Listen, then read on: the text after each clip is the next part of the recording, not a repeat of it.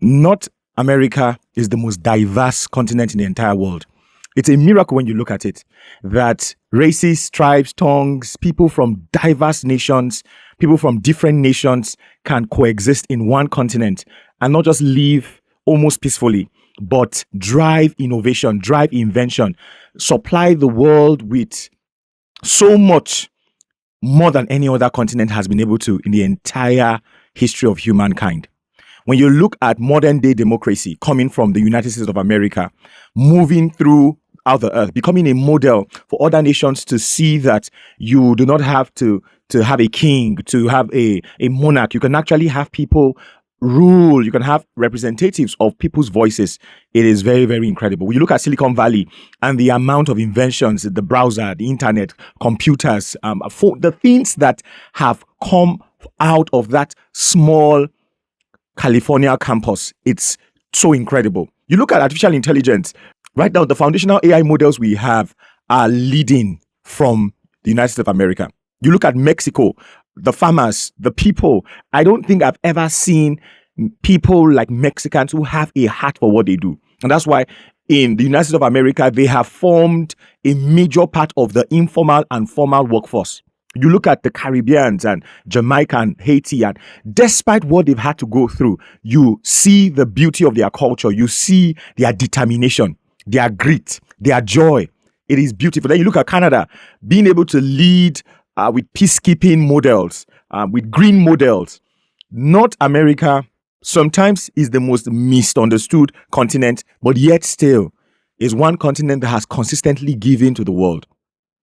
Now, I won't go into so much because we know North America. They have exported movies, films, music, sports, fashion, and they still do to today. Hollywood is the number one industry in the world, right? Their military is the most powerful. When you look at medicine, health, there are just so many good things for us to talk about when you think about the United States of America and then other countries in North America. But despite all of these things, one thing that I think we ought to be talking about more, whether you're an American or not, whether you're a Canadian or not, whether you live in Mexico or not, is the internal crisis. There is a major internal crisis happening across broad in North America. And it's not even majorly the gun violence in the USA, which is a serious issue. In fact, if what I'm about to talk about is handled well, you'd find out that the gun violence wasn't actually the root of the problem. It was just an expression. It was just a fruit of certain things that have not been handled.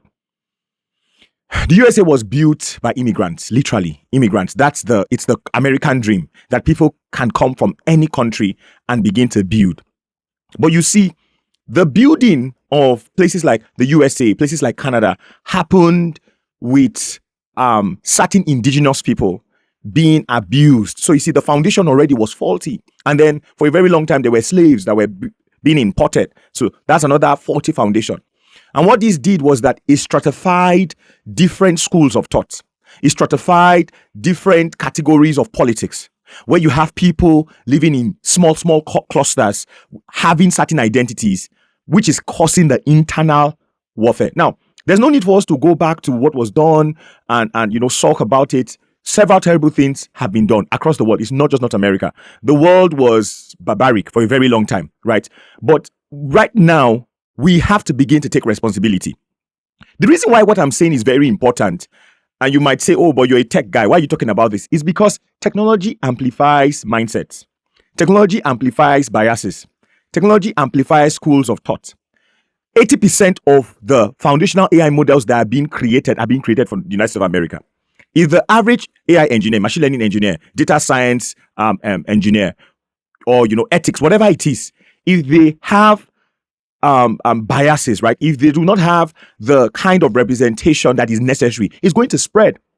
And inclusion is not something that you just talk about and say, oh, we're inclusive. We have 3 black people on our team, 2 Asians, and then 4 white people. That's not inclusion alone. Inclusion sometimes is beyond races. It's beyond if you have people that have special abilities or disabilities. That's not inclusion alone.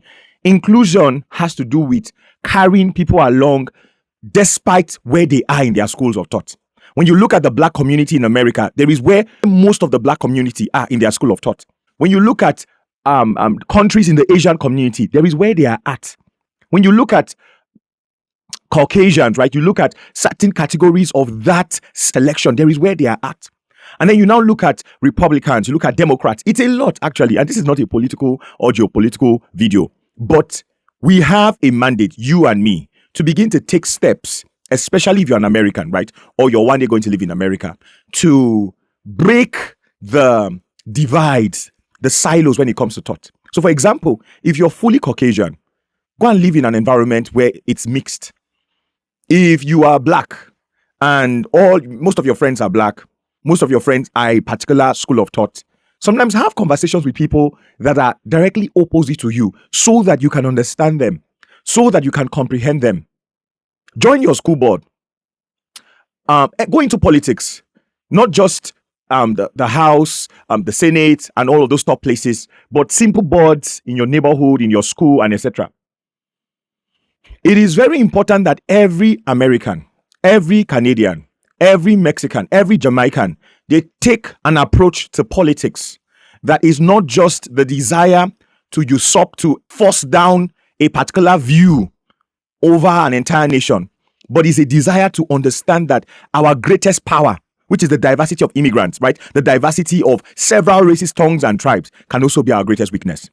Because the same thing that has contributed to the United States of America being able to give the world so much, lead in innovation, lead in economy, right? The world's reserve is in the US dollars. Literally, is the same thing that can cripple America. It's the same thing that can cripple Canada. Because now Canada is also leading in diversity. They are opening their borders. They are bringing people in. So before we talk about tech, before we talk about STEM, before we talk about building, we talk about engineers, we must reevaluate our mindset, our schools of thought. You must ensure that as an average person, you have an open mind.